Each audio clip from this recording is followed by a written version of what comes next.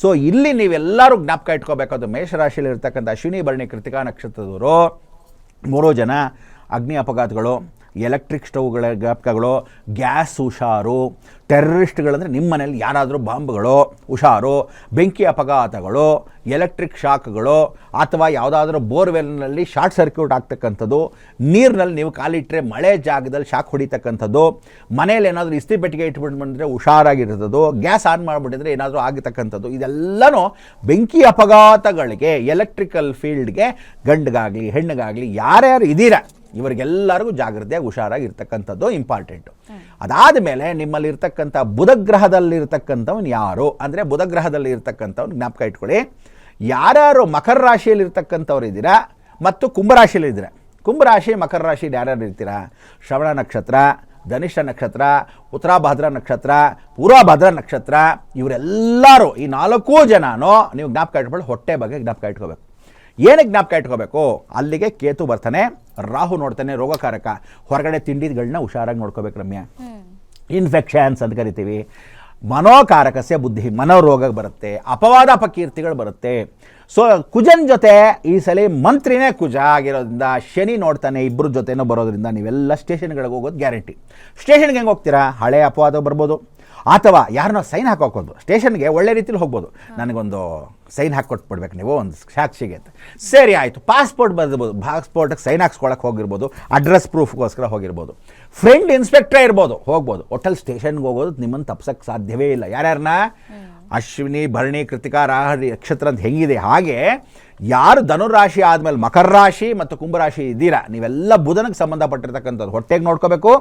ಸ್ಟೇಷನ್ಗಳು ಹೋಗದೇ ಇದ್ದ ಹಾಗೆ, ಕೆಟ್ಟ ರೀತಿಲಿ ಹೋಗದೇ ಇದ್ದಂಗೆ ಒಳ್ಳೆ ರೀತಿಗೆ ಹೋಗಿ, ಪಾಪ ಬೇಡ ಅಂದಿಲ್ಲ, ಯಾವುದೋ ಒಂದು ಸೈಡ್ ಹಾಕ್ಸ್ಕೋಬೇಕು, ಅಥವಾ ಮನೆಗೆ ಕೈಯಲ್ಲಿ ಮಾಡಿದಾಗ ಒಂದು ಬೇಕು. ಸುಮ್ಮನೆ ಅವನ ಮಗ ಕುಡ್ಕೊಂಬಂದ್ಬಿಟ್ಟ, ನೋಡಿದ್ರಾ ಕಂಪ್ಲೇಂಟ್ ಕೊಟ್ಟರು, ನನ್ನ ಮಗ ಯಾರನ್ನೋ ಹೊಡೆದು ಬಂದ್ಬಿಟ್ಟಂತೆ, ಅದಕ್ಕೋಸ್ಕರ ಕರೆದಿಟ್ಟು ಕಾನ್ಸ್ಟೇಬಲ್ನ ಅವ್ರನ್ನ ಬೈದ್ಬಿಟ್ನಂತೆ ರೋಡಲ್ಲಿ ನಿಂತ್ಕೊಂಡು, ಅಥವಾ ಯಾವುದೋ ಗಾಡಿನ ಸ್ಪೀಡಾಗಿ ಹೋಗ್ಬಿಟ್ಟು ಗುದ್ದುಬಿಟ್ಟು ಬರ್ತಿರ್ತಾನೆ, ಹೋಗಿ ವಾಪಸ್ ಇಸ್ಕೊಂಬರಕೋದೆ. ಸೊ ಇದಕ್ಕೆ ಯಾವ ಕಾರಣಕ್ಕೂ ಕರ್ಕೊಂಡು ಹೋಗ್ತಕ್ಕಂಥದ್ದು ಯಾರ್ಯಾರನ್ನ ನೀವೆಲ್ಲರೂ ಧನಿಷ್ಠ ನಕ್ಷತ್ರದವರು, ಶತಭಿಷ ನಕ್ಷತ್ರದವರು, ಪೂರ್ವಭಾದ್ರ ನಕ್ಷತ್ರರು, ಉತ್ತರಾಭಾದ್ರ ನಕ್ಷತ್ರದವರು ಇಲ್ಲಿವರೆಗೂ ಇರ್ತೀರಾ ಅಂದರೆ ನೀವೆಲ್ಲ ಅಷ್ಟೊಂದು ಕುಂಭರಾಶಿವರೆಗೂ ಇರ್ತಕ್ಕಂಥ ಇಷ್ಟು ಜನ ನೀವು ಜ್ಞಾಪಕ ಇಟ್ಕೋಬೇಕು.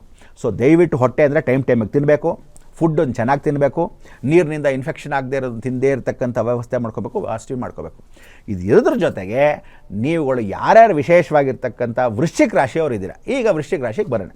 ಸಾಧಾರಣ ವೃಶ್ಚಿಕ ರಾಶಿಯಲ್ಲಿ ಕೂತ್ಕೊಂಡಿರ್ತಕ್ಕಂಥ ಜ್ಯೇಷ್ಠ ನಕ್ಷತ್ರದವರು ಯಾರಿದ್ದೀರಾ, ಈ ಜ್ಯೇಷ್ಠ ನಕ್ಷತ್ರದವರಿಗೆ ತೊಂದರೆಗಳು ಜಾಸ್ತಿ ಆಗುತ್ತೆ, ಹುಷಾರು. ಆರಿದ್ರ ನಕ್ಷತ್ರದಲ್ಲಿ ಮಿಥುನ್ ರಾಶಿಯಲ್ಲಿ ಕೂತಿರ್ತಕ್ಕಂಥವ್ರು ಏನಿದ್ದೀರಾ ಅವ್ರಿಗೂ ತೊಂದರೆ ಆಗುತ್ತೆ, ಹುಷಾರು. ಅಂದರೆ ಆರಿದ್ರ ನಕ್ಷತ್ರದಲ್ಲಿ ಒಂದಷ್ಟು ಜನ ರಾಜಕೀಯದವರಿದ್ದಾರೆ, ಜ್ಯೇಷ್ಠ ನಕ್ಷತ್ರದಲ್ಲೂ ಒಂದಷ್ಟು ಜನ ರಾಜಕೀಯದವರಿದ್ದಾರೆ.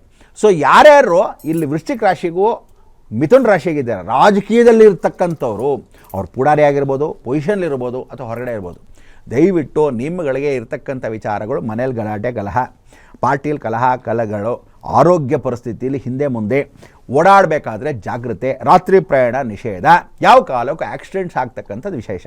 ಏನಕ್ಕೆ ಅಂದರೆ ಮಿಥುನ್ ರಾಶಿಯಲ್ಲಿ ಸಡನ್ನಾಗಿ ಕರೆಕ್ಟಾಗಿ ಅಷ್ಟಮದಲ್ಲಿ ಗುರು ಬಂದಾಗ ನಿಮಗೆ ಸಪ್ತಮ ಅಲ್ಲ, ಜ್ಞಾಪಕ ಇಟ್ಕೊಳ್ಳಿ, ವೃಶ್ಚಿಕ ರಾಶಿಗೆ ಸಪ್ತಮ ಅಲ್ಲ ಅಷ್ಟಮ.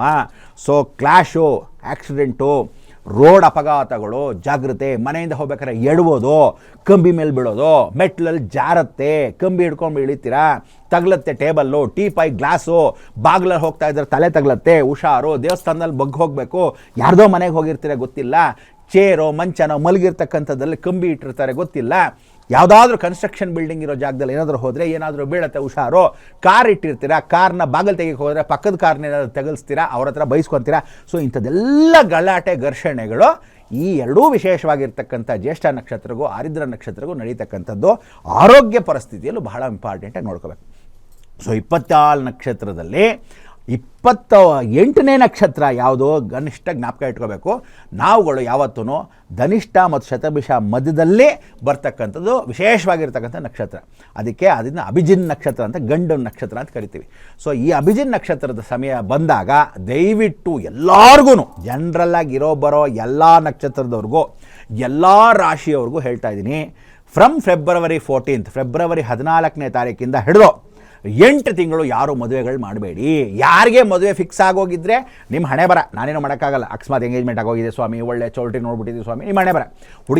ಹುಡುಗನ ಕಡೆಯವರೋ ಹುಡುಗಿ ಕಡೆಯವರೋ ಯಾರಿಗೇ ಆಗಲಿ, ಎಲ್ಲೇ ಮಾಡಿದ್ರೋ ಕ್ಷೇತ್ರದಲ್ಲಿ ಮಾಡಿ, ಯಾರೋ ಆಲ್ರೆಡಿ ಫಿಕ್ಸ್ ಆಗೋಗಿರೋರು. ಇಲ್ದಿದ್ದವರು ಫ್ರಮ್ ಫೆಬ್ರವರಿ 14 ಹಿಡಿದು ಕರೆಕ್ಟಾಗಿ 8 ತಿಂಗಳ ಕಾಲ ಯಾರೂ ದಯವಿಟ್ಟು ಹೊಸ ಮದುವೆಗಳನ್ನು ನೋಡೋಕ್ಕೆ ಹೋಗಬೇಡಿ, ಹೊಸ ಮದುವೆಗಳನ್ನ ಮಾಡೋಕ್ಕೆ ಹೋಗಬೇಡಿ ಅಜ್ಜಿ. ಅಲ್ಲಿ ಅಭಿಜಿನ್ ನಕ್ಷತ್ರ ಬಂದರೆ ಮುಹೂರ್ತಗಳು ಏನು ಹೇಳುತ್ತೆ, ಕಲಹಗಳು ನಿಂತು ಹೋಗುತ್ತೆ, ಮದುವೆಗಳು ಅಕಸ್ಮಾತ್ ಡೈವರ್ಸ್ ಆಗ್ಬಿಡ್ಬೋದು, ಅಥವಾ ಮದುವೆ ಮನೇಲಿ ಗಲಾಟೆ ಆಗ್ಬೋದು, ಅಥವಾ ಹುಡುಗಿ ಮೇಲೆ ಅಪವಾದ ಹುಡುಗನ ಮೇಲೆ ಬಂದಿರ್ಬೋದು, ಯಾವುದೋ ಅನುಮಾನಂ ಪೆದ್ದರೋಗಂ ಅಂತ ಬರತಕ್ಕಂಥದ್ದಾಗ್ಬೋದು. ಸೊ ಇದೆಲ್ಲ ನಡೀತಕ್ಕಂಥದ್ದು ಯಾರ್ಯಾರಿಗೆ ಧನಿಷ್ಠ ಶತಭಿಷ ಮಧ್ಯ ಬಂದ ಅಭಿಜಿನ್ ನಕ್ಷತ್ರದಲ್ಲಿ ಏನು ಹೇಳ್ತೀವಿ, ಯಾವ ನಕ್ಷತ್ರ ಸಿಗದೆ ಇದ್ದರೂ ಅಭಿಜಿನ್ ನಕ್ಷತ್ರ ಒಳ್ಳೆ ಮುಹೂರ್ತ 12 ಗಂಟೆಗೆ ಮಾಡಿ ಅಂತ ಹೇಳ್ಬಿಡ್ತೀವಿ. ಆದರೆ ಈ ಸಲ ಬರೋ ಅಭಿಜಿನ್ ನಕ್ಷತ್ರ ಕರೆಕ್ಟಾಗಿ 6ನೇ ಮನೆಗೆ ಬರೋದ್ರಿಂದ ದಯವಿಟ್ಟು ಮದುವೆಗಳು ಮಾಡಿದಾಗ ಮಾಂಗಲ್ಯ ದೋಷಗಳು, ಹೆಣ್ಣು ಮಕ್ಕಳಿಗೆ ಅಪವಾದ ಅಪಕೀರ್ತಿಗಳು ಇಂಥದ್ದೆಲ್ಲ ನಡೆಯುತ್ತೆ. ಸೊ ಇದನ್ನೆಲ್ಲ ನೀವು ನೋಡಿಕೊಂಡ್ರೆ ನಾನು ಕೆಟ್ಟದ್ದು ಆಗುವಂಥ ನಕ್ಷತ್ರದ ವಿಚಾರ ಮಾತ್ರ ಮಾತಾಡಿದ್ದೀನಿ, ಜಾಗ್ರತೆ ಇರಬೇಕು ಅನ್ನೋ ನಕ್ಷತ್ರ ಮಾತಾಡಿದ್ದೀನಿ. ಇನ್ನು ಚೆನ್ನಾಗಿರೋ ನಕ್ಷತ್ರಗಳು ಕಾರ್ ತೊಗೊತೀರಾ, ಮನೆ ತೊಗೊತೀರಾ, ಅದು ಪಾಡ್ಗೆ ಅದು ನಡೆಯುತ್ತೆ, ಮಕ್ಕಳಾಗತ್ತೆ, ಒಳ್ಳೆಯದು, ಆರೋಗ್ಯ ಚೆನ್ನಾಗಿರುತ್ತೆ, ಸೈಟ್ ತೊಗೊತೀರಾ, ಇಂಥದ್ದೆಲ್ಲ ತನಗೆ ತಾನಾಗಿ ನಡೆಯುತ್ತೆ. ಈ ವರ್ಷ 2026ರಲ್ಲಿ 4 ಗ್ರಹಗಳ ಬಗ್ಗೆ ಸಾಕಷ್ಟು ಚರ್ಚೆಗಳಾಗ್ತಾ ಇದೆ, ನಾವು ಗಮನಿಸ್ತಾ ಇದ್ದೀವಿ.